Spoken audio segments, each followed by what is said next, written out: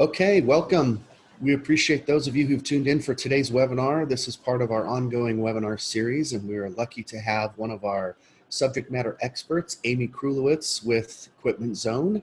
Amy is in business development and sales and training and just about everything at Equipment Zone. We're lucky that she's here. She has an amazing backdrop, a new backdrop today, so I'm pretty impressed.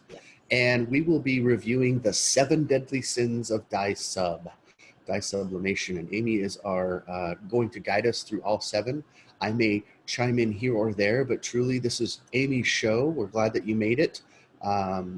First, before we jump right in, there are opportunities for you to ask questions. You can use the chat tool or the Q&A on the question and answer bar in your dashboard. So I will be monitoring those and trying to make sure that those are on topic. And then if we find an opportunity to ask, we'll guide those back to Amy and see what she can do to answer those questions. So Amy, I'm going to turn it over to you, and then when you are ready to advance a slide, just tell me go, or next slide, Jay, or whatever you want. Okay. I'll do it. I'll follow your directions. Okay. So shout out to Ohio. Hello, Ohio. She just chatted. Hello from Ohio. Perfect. So I'll start by describing what this backdrop is. If you go onto our website, you'll be able to see other webinars we've done. All the recordings are on there. And I had a backdrop on the last webinar, which was a very brightly colored, it was actually a tablecloth. This is actually a tablecloth also. This is more of a copper colored brown, deep brown. It tends to look a little purple under my lighting. And you know, lighting is everything.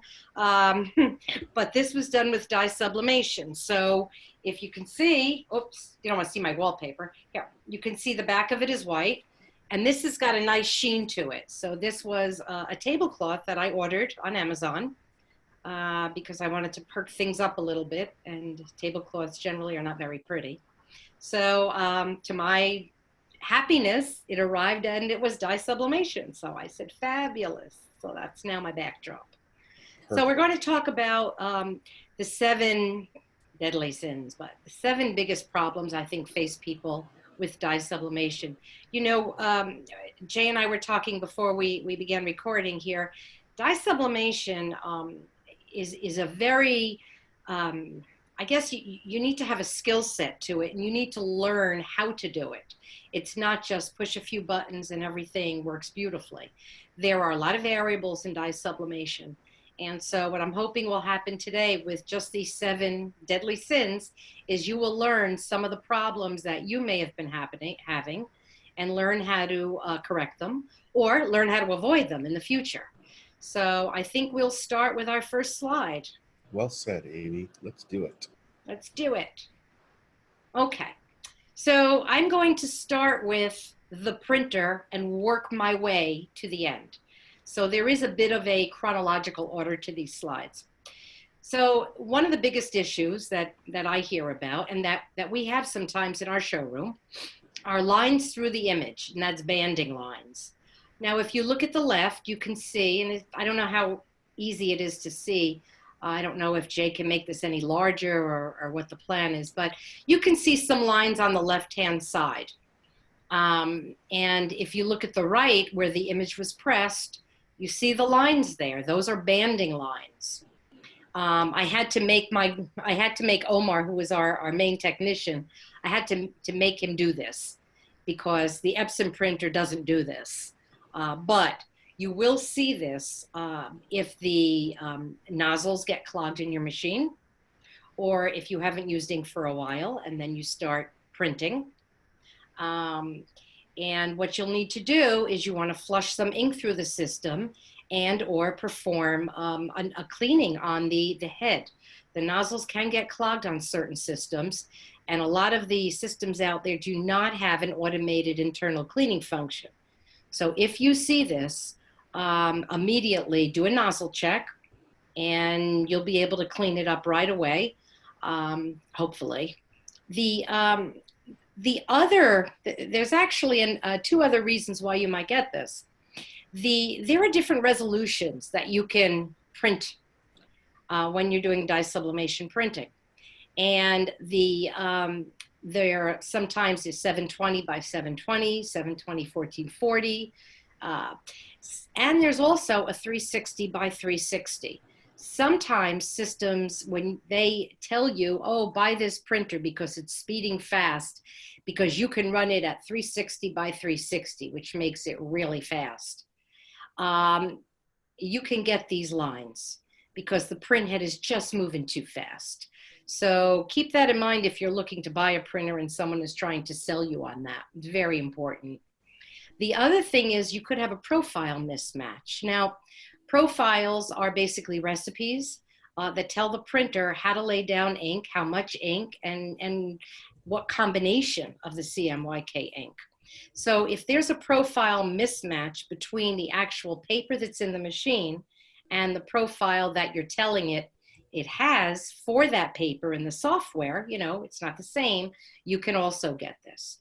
But generally speaking, you're going to see it from nozzle clogs. Amy, I have a question about that.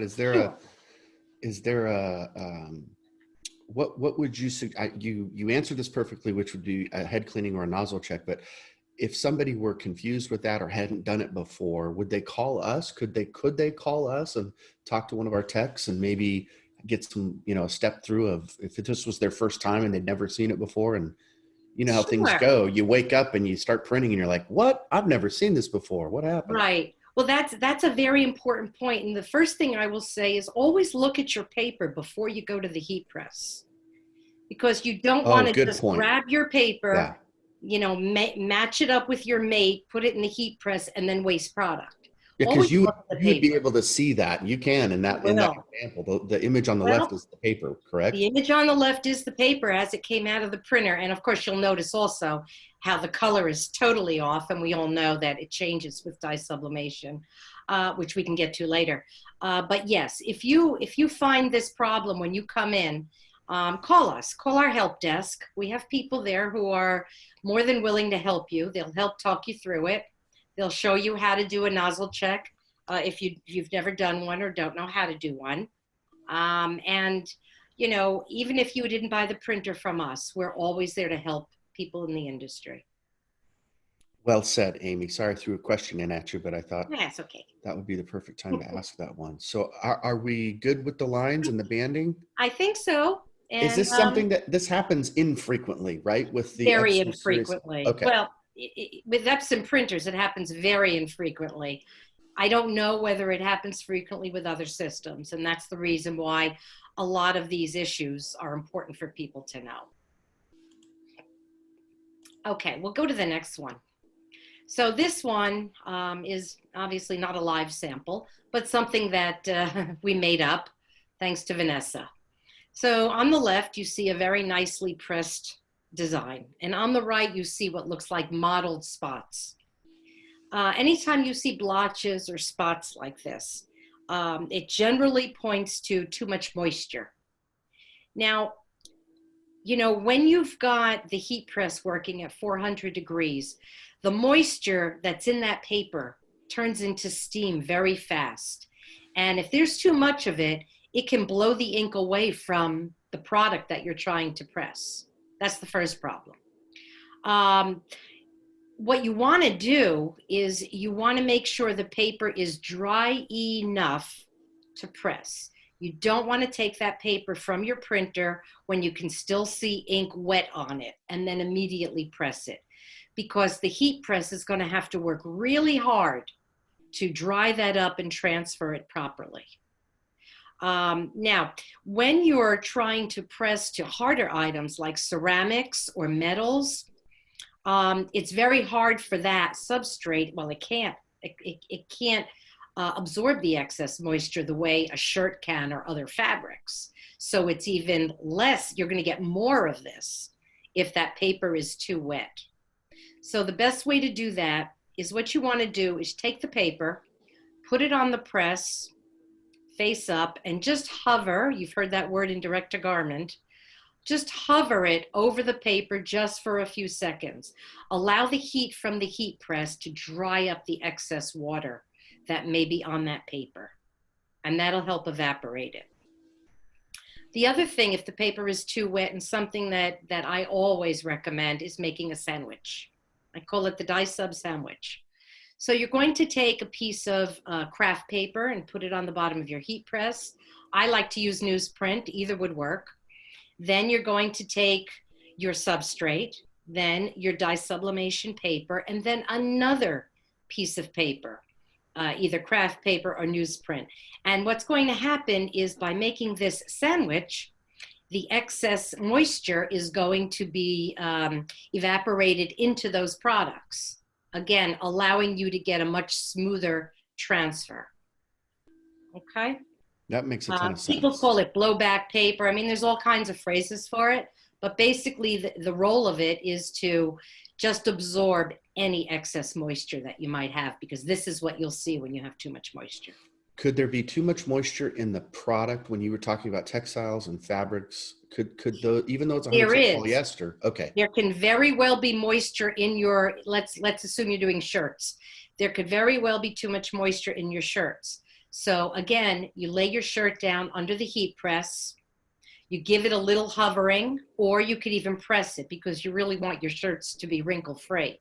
But if you're going to press it, let that shirt dry, cool down completely. Otherwise, you're going to get other issues.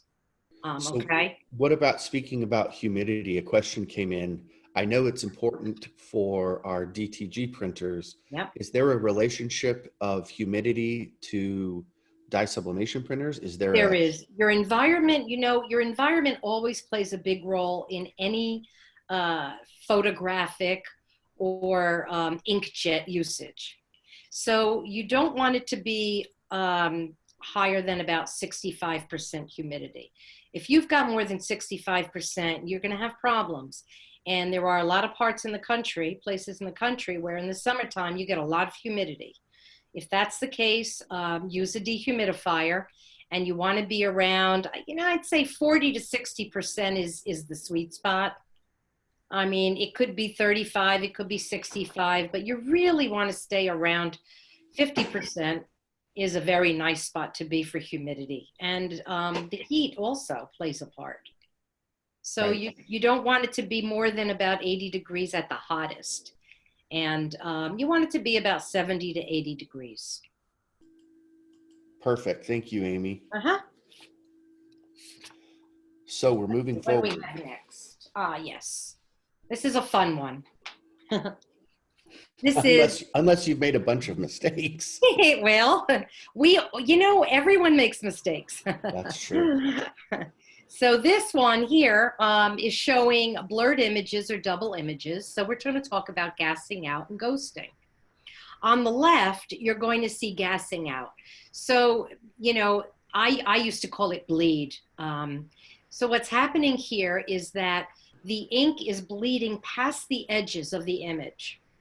And you can see it's being absorbed into the fibers of the substrate.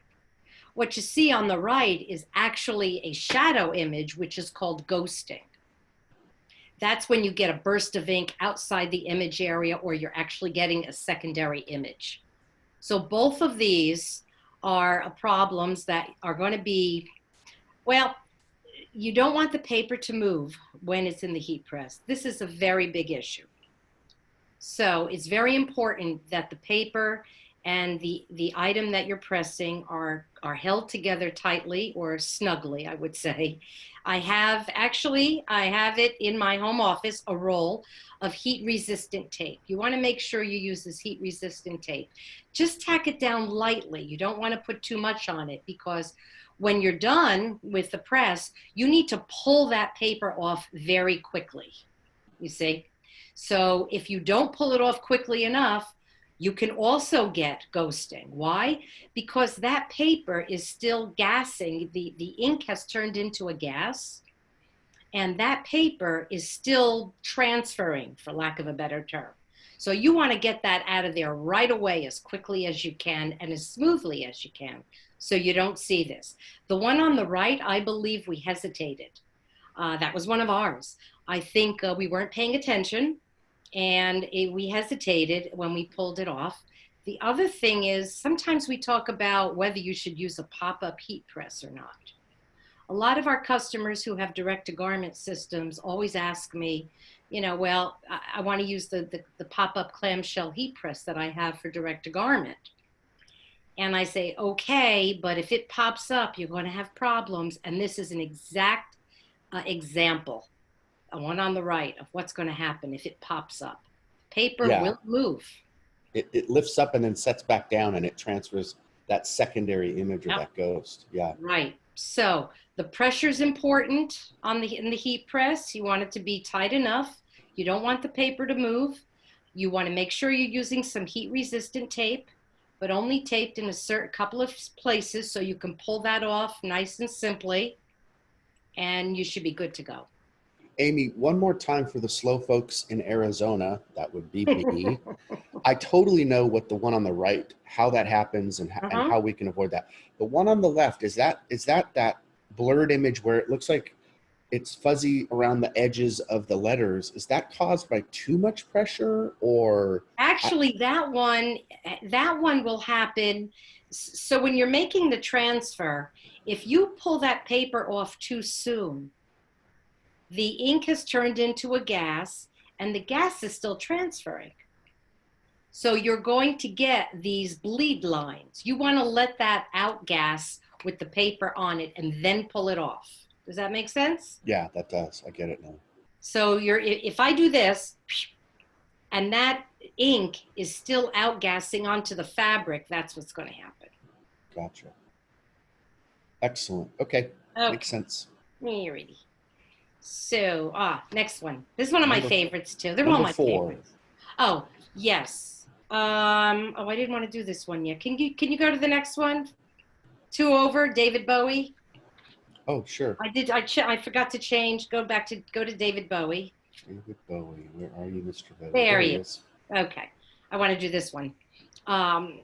Because I'm trying to go from the simplest to the more complex. Okay. Understood. So these are transfer lines, and I know everybody's seen these. You can see that line on top of David Bowie's the black outline. By the way, you can't see it, but the black ink on this is incredibly dense. And this just attests to the quality of the Epson dye-sublimation printer. This was done on the Epson 6370. And you don't get any browning or bronzing or anything in that black ink. It looks dead black. The line you see on top, okay, that's a pressure line. Now, every different product that you use has a different, I guess the fibers are different. Some fibers can actually burn and fuse. Polyester is not all the same. There's so many different types of poly. This particular one is that really smooth, shiny polyester. You've all seen that one, the one that we're not too crazy about. We like polyesters that feel more like cotton when we're making shirts. But this is that real smooth one. Now that line is because the pressure was too firm on it, and it actually melted a little bit in those where the paper met the fabric. And that's why you get those lines. So you want to do a pressure test. You want to make sure that you don't have too much pressure. We all know that it's important to have enough pressure. You don't want to have too little pressure, but you also don't want to have too much pressure. So a good way to do a test is to build yourself a sandwich with something. It doesn't even have to be inked up paper. And then bring your heat press down and then try to pull the paper out. You want to give a tug. If you can tug it without it ripping, you just tug at it. If it's not too loose, you're in good shape. And if it's not too tight, you're in good shape. If it's a manual heat press, turn back the pressure dial a little bit and try to get a good pressing on it and do a test that way. But every fabric will react differently. It's all about pressure. So if you were able to pull out the transfer, that would be too loose. Too loose. Right. And if you give a tug on it and the thing just totally rips completely, that's no good either. So you've got to do a test with it. So because there are so many different types of heat presses that there's too many variables there, we couldn't give a specific pressure setting. We would suggest that you have to do that type of testing before you get into production, you would be wise to spend a minute or two or 10 or 12, whatever, Right. to figure that out. How am I going to press this product in a way that does not crease or create a permanent line in my substrate? That's correct. You know, every product is going to be totally different. So when you get a job in, you've got to go through a series of tests. You need to, you know, look at the substrate you're going to be transferring to. Hopefully you will build up a library as time goes on. So you'll know, okay, when I'm doing ceramic plates, this is how I do it. When I'm doing, you know, smooth polyester, this is how I do it. When I'm doing chiffon, which is see-through, this is how I do it, because everything is going to require different times, and in some cases, different temperature, and certainly different pressure. And I've noticed that some folks get these creases from the edges of their heat press when they have a substrate that hangs over. Mm-hmm. So specific to textiles, pillows, Right. blankets, towels, etc. So some folks will use those foam. They're almost like a pillow or almost like a little. Teflon pad. Yeah, it's exactly. And I think that I've had some success with it. I don't have enough experience to really. Right. The Teflon pad will work, but you can also have moisture issues. So that goes back to our other slide when we talked about moisture. Gotcha. So it's really about dialing in all of these variables, Yep. practicing. I love what you said about building a library and almost like Yeah. keeping this, okay, when I do this product, this is how I set it up. Right. The good news is that most of the companies, like Chromolux and Unisub, they give you a chart. So they will give you starting points for dye sublimation. Perfect. And there are many different suggestions. You're always going to start somewhere, but then based on your own equipment, you're going to have to dial it in a little tighter. Amy, we had a great question about Epson ink. Does Epson manufacture ink cartridges for Sawgrass printers? No, not to my knowledge. I don't know how you would handle that. You know, Epson has dye sublimation inks in 1.1 liter bags for the majority of five of their models. And then they have the small bottles of gravity fed ink for their new desktop model. Yeah, I was going to say I'm about a 98% no on that. I would be 100% no, but okay, Amy, I was going to say I'm going I to don't leave like to myself say no. a little wiggle room, but the Because truth creative is, people will think of doing creative things. well, You if know? you 100%, if you Google dye sublimation, the first thing you're going to see are all of the people who have retrofitted their regular printers, turned them into dye sub printers, and it's like this DIY kit of who knows what they're getting themselves into. But but I mean, you know, who's to say someone doesn't want to get, you know, a 4-pack of Epson dye sub ink and try to put it in their sawgrass? Here's what I know: we're all creatures of nobody wants to feel gouged or pay triple or quadruple. Right. And what happens is when they see the massive advantage of the price of the ink from Epson, comparative to, since somebody brought it up, I will be specific. Since Rick Davis, thank you, Rick, brought this up about Sawgrass cartridges, they're extremely expensive. I mean, if you do the cost per liter per milliliter, it's 5, 6, 10 times as expensive. So that's why so many folks transition into a little bit bigger printer with Epson. Right. They meet Amy and they're like, oh my God, where were you 5 years ago? I should have met you then. Okay, so I think we'll go back to slides. Okay, now we go back to black ink turning brown. Okay. Number 4. I hope you can see this again. You know, it's very difficult to see things like this without looking at them in person, but I think this demonstrates it fairly well. So what you see is, if you look at the gray scales on the bottom of these images, and you look at the one on the right, you can actually see brown in that gray scale. The idea is you always want your black to be neutral. If your black is neutral, or I should say your grays are neutral, the rest of the colors will fall in line properly. But if they're not, then you're going to have problems over. Now, these two were done with the same exact file, the same exact print off the Epson printer, but one was pressed longer than the other. Jay, which one do you think was pressed longer than the other? Oh boy. I'm going to put you on the spot. You are going to put me on the spot. I got a 50-50 guess. I did not know that. I assumed that these were printed on two different printers. So you've Oh, totally tricked me.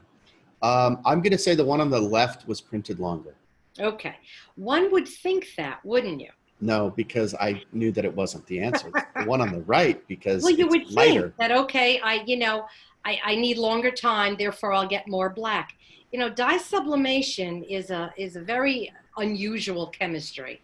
And what happens is if you transfer it and you're pressing it too long, your blacks are going to fade.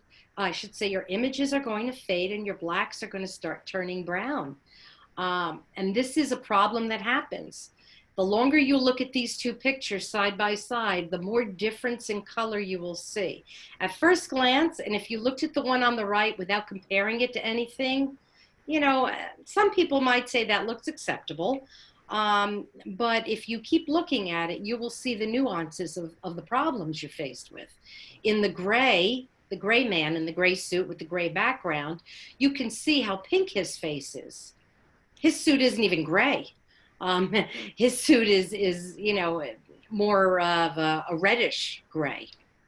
Now, with that being said, the longer you look at the one on the left, it starts to look a little green. So, you get a little bit of a problem here when you're looking at it on these monitors, and everyone's monitor is going to look different. But what I would suggest to you, and let's jump back now to dye sublimation slide, just as a little recap. I like to do this at every webinar. So when we talk about the dye sublimation process, we know that we've got ink on paper, and what we want to do is transfer it to polyester or a polymer coated substrate, one or the other. We know that heat and pressure turns that ink into a gas. Well, heat turns the ink into a gas, and then the pressure pushes that gas into the polymers or the polyester fabric. So oddly enough, the longer that it goes in there, the more it distorts. It's probably not the right term, distort, but it will get brown on you when it's in there for too long.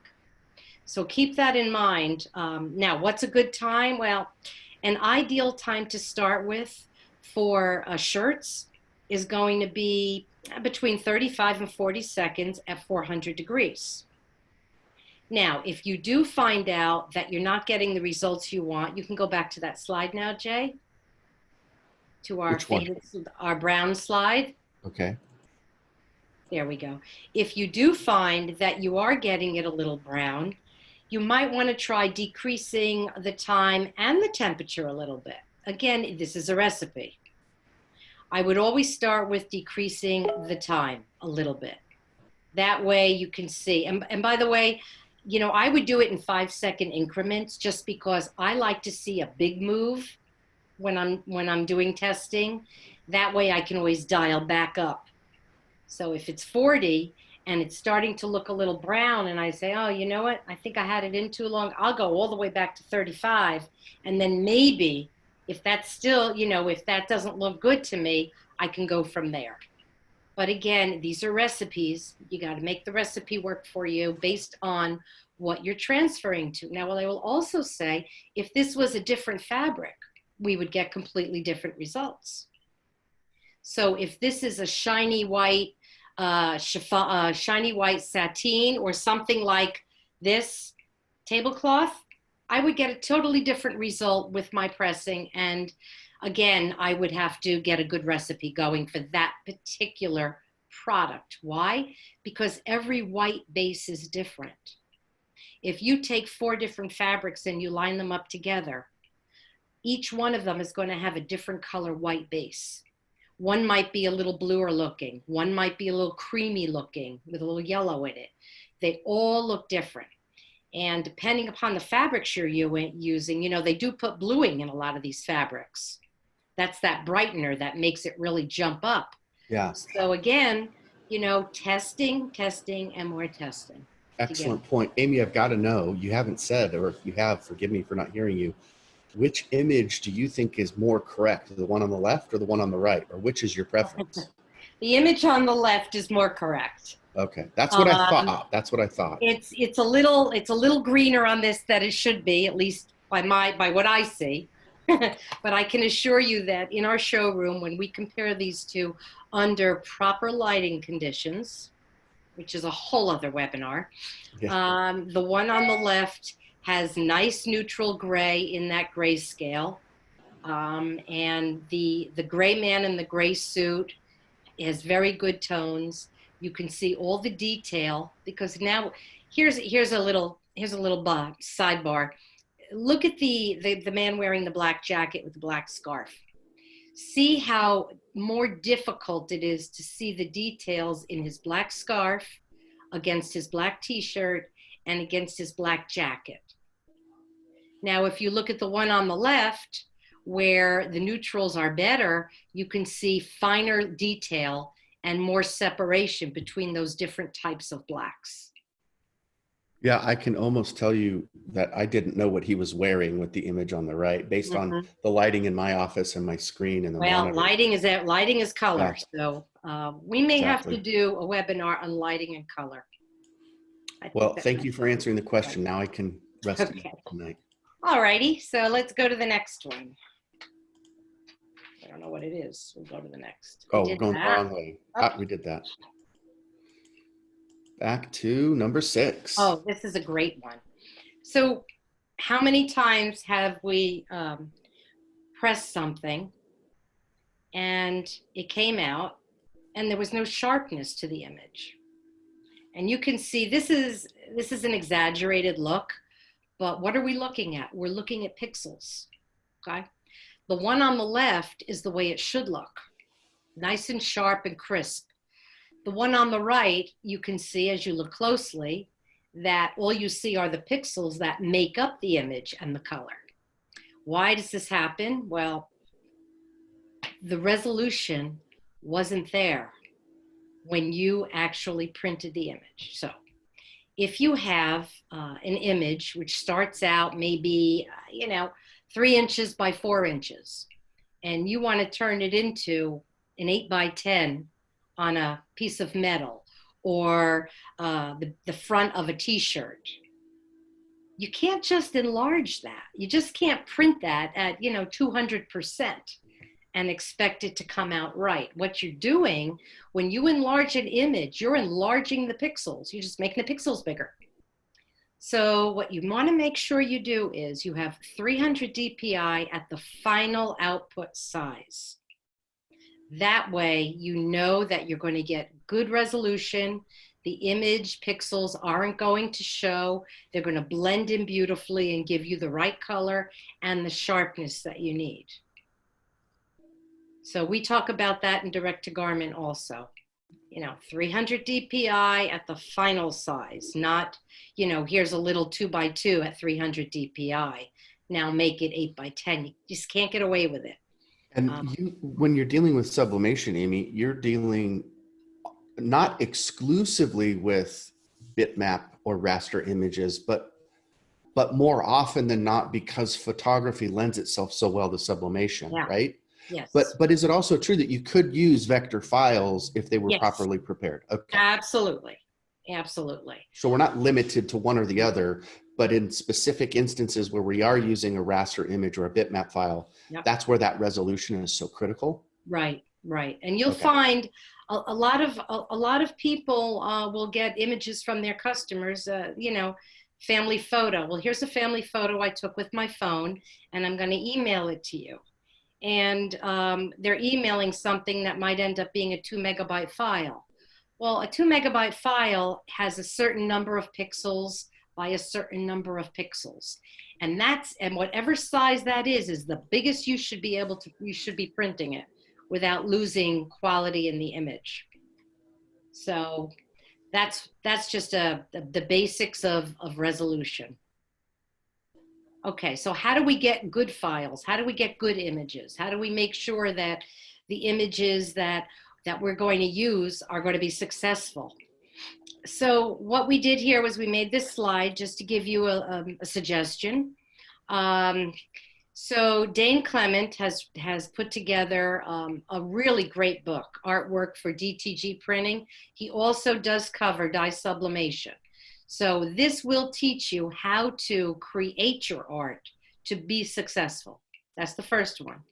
The ones on the right are stock arts that you can already buy ready to use. And that's also a very good suggestion. It's a full library. We have both of these on our store, on our webpage at equipmentzone.com. But this way you can be reassured that what you're using is going to hold up and also is going to be license free. Another issue when you're using artwork. Yes, you have to ding, be ding, very ding. careful about whose artwork you're using. Google Images does not mean you own it. Right. Okay, so I think we'll go to the last one. So the last one touches on color. Okay, you're sitting in front of your computer and you see colors. You print it to your dye sublimation printer. You don't have any banding. You don't have any problems. Everything is perfect. You make your transfer. You transfer onto whatever you're doing. And boy, it looks totally different than that monitor. Well, you know, monitors are showing you red, green, and blue transmissive light, okay? So the light is shooting out at your eyes and it's only red, green, and blue. That color you're looking at after you've made your press is CMYK, and it's reflective light, meaning what you see is the light that you're looking at it under, pushing down on it, shooting down on it, and reflecting back into your eyes. Totally different. There's nothing similar to what you see in a monitor than to what you see as your final product. So how do we get around that? Well, what most customers do is they come up with a Pantone library or their own library of colors that they want to offer their customers. And they print it on their dye sublimation printer, and they make samples. They make samples on hard substrates. They make samples on different fabrics, and they give their clients swatches. So their clients know what to expect at the end, not at the beginning when they give them a file, but at the end. And a lot of times clients might even give the customer a proof for free, meaning they'll do a small swatch on the final substrate for their customer and let them approve that color. That way they don't come back afterwards and say, but that's not how it looked on my monitor. So that's the way to get around this. So I noticed that on these, with this color chart, these are actual PMS colors that correspond to the PMS or Pantone color matching system swatches. A lot of folks understand that, whether they come from screen printing or embroidery or sublimation world, whatever, sign world. We're all familiar with that. But Right. It looks like what our team did, Amy, maybe you could give us some perspective on this, is we came up with a popular number of colors. Mm-hmm. But did we convert these and change these to RGB color values, or what did we do to then print them out? Well, you didn't do anything. What you did was you started out with an I believe you're starting out with an RGB file. Mm-hmm. And the software that comes with the Epson 2100 is doing the conversion. Somewhere along the line, RGB has to be converted to CMYK. Gotcha. And if you're working in Photoshop and you're just printing directly out of Photoshop to, let's say, our F570 desktop printer, which has no rip, the driver that Epson ships does the conversion from that RGB file, tells the printer where to put CMYK inks to best simulate that. A RIP software does it a little differently. A RIP software has a little more science and can have profiles on it, where then it knows what the output should be. But still, it's taking red, green, and blue, and it's making it CMYK in most cases. So I haven't done any digging around on the internet, but I would imagine that there are some color charts like this that as if I were Amy's customer, Amy might be able to tell me where to go to get it. Amy might be able to even share this with me. But I know I would be looking for, popular color palettes, reds, greens, blues, and you could find them online. I could download them. And Yep. then that way, if I'm not mistaken, Amy, correct me if I'm wrong, if I print that out, then I know exactly what that color is going to look like. And I work backwards from the substrate. Yeah. Because now I know that this 186 red looks like this through my printer and on this fabric. Exactly. And it's all about predictable results. You must always start at the end and go back. Now, the Epson dye sublimation printers that ship with their Epson Edge software, RIP, does a great job because they have profiles in there and they have color tables in there. So you can take your Pantone colors and you can send them to an Epson printer with the Epson Edge software and get really good renditions of that. Gotcha. When you're using certain paper with a certain substrate. And that's a part of what a RIP does. It puts together the whole story. It puts together the paper, puts together the printer and the ink that you're using, and it puts together, the color scheme. And that's why RIPs can give you much more consistent color than just printing out of, let's say, a driver software out of Photoshop. So that's excellent. A good way to do that. So I think that kind of brings us to the end of those 7. Yeah, you have covered the 7 deadly sins and done a great job. I've learned 3 or 4 things that I did not know previously. So every time we do this, I'm grateful for your time and sharing your knowledge. And it's funny because I'm no different than the folks that have tuned in today. One question always leads me to think of 2 or 3 more. It's just the nature of how this works. And every time we make tests in our showroom, every time we do dye sublimation samples for customers, I learned something new. I'll give you an example. A customer of ours sent micro suede. It's that it's thicker and it's like a fuzzy finish, and it's actually for wall coverings. And I had to do a test sample for him because he's interested in manufacturing with dye sublimation. And every time I put it in the heat press, in order to get a good image, it flattened that fuzziness too much. Oh. And it changed the product completely. So, and then he gave me a gray one. Now, we always talk about how dye sublimation has to be white. Well, he gave me a gray one. And Omar and I spent numerous hours testing and working with it until we found the right recipe.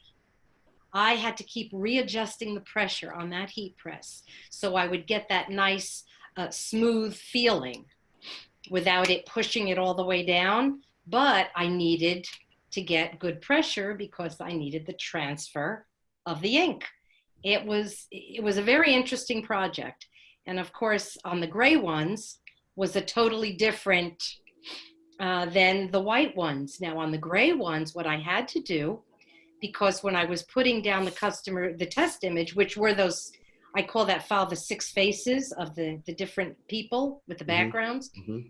When I always use that as my test file. And when I was using that, it was going on the gray and it was turning so magenta because whatever was in that gray micro suede product was making it magenta.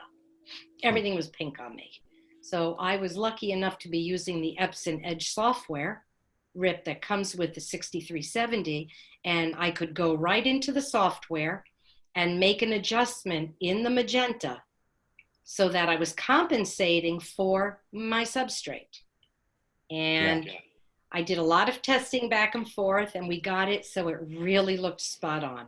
I think you've said it so well. Testing. It's so critical. Terry and I had the opportunity to visit one of our key clients here in Phoenix that has really the entire suite of Epson printers, and several of their clients are in a very unique niche.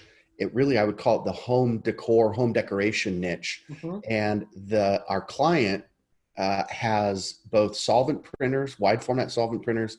They have the F6000 series dye-sub printers, and they have several DTG printers. They were specifically using the solvent printer and the dye-sub printer to do, get this, Amy, I don't know if I told you this, they were doing custom wallpaper off the solvent printer. Yep. But then they were matching some of those designs, the actual, the graphics on the dye-sub printer to do, what do you call those big pillows? I don't know if they're just decorative pillows, but also throw blankets, so that the wall covering and the pillows and the blankets kind of coordinated. And they said it was challenging for them, and they had to do a ton of testing because the substrates were different coming off the solvent printer than the substrates they were using for the dye sub. And there were some modifications they had to make so that the final products coordinated and everything looked good. So even within the system of Epson printer and Epson printer, they still had to do a lot of testing. Well, I will tell you that color management is a very big part of the industry when you're trying to make one technology look like another technology. The solvent printers are famous for being able to print wallpaper. That's a huge, huge business for them, for interior design. Hotels all the time. Yeah, they were doing niche. They were doing little niche, like the whole wall would maybe be, 10 feet tall by 6 feet wide, and that was it. That was the person just wanted to do one side or an accent wall, and that was it. So they were doing total custom wallpaper. So to set it apart from guesswork, because what I was doing in our showroom was basically guesswork. But in the case of trying to take two technologies and make them output the same, I hate to use the word match, but the same, that would require making custom ICC profiles in order for those colors to be able to print as similarly as their inks will allow. So that's a much more scientific process and requires a spectrophotometer, color light booth, and software in order to actually create these custom profiles. Well, and it's done every day in the industry. And I'm going to leave that to you because that's you know what you're talking about. I'm just happy to be here for the ride. Well, this was a great webinar, Amy. Is there anything you'd like to add or conclude with? Well, I'd like to say, if you'd like that test graphic that I use, I'd be happy to send it to you. Send me an email. My information is on the bottom. If you'd like any information at all about the Epson dye-sublimation printers or the Epson RIP software, or how you can move up from your beginner desktop setup, I'll call it, I'd be happy to guide you through that. We've got our help people always ready for you. And, we're here to help you with dye sublimation. Excellent. Well, thank you for your time, Amy. It's been another successful webinar. We appreciate those of you who've tuned in today for your questions. As Amy said, please coordinate if you have something offline that you would like to ask or very niche or specific to your situation. Amy is available in sunny New Jersey and yes, is our subject matter expert for dye sublimation. Also, please visit us at our website, equipmentzone.com. As you can see on the bottom lower right-hand corner, previously recorded webinars on many topics are there, as well as our online store. If you're looking for supplies, if you need anything, I mean, that's what we're doing. And we're open. We've been open for business. We'll continue to be open for business. And we're grateful for our clients who have continued to order from us. So thank you very much. And this is Jay Bassell, and she is Amy Krulewitz, and we are both done until a further webinar. So we will say goodbye for now. Thank you for attending, and also send us recommendations for future webinars. We'll do the research for you. Excellent idea. Okay. Goodbye, Amy. Bye-bye. Thanks,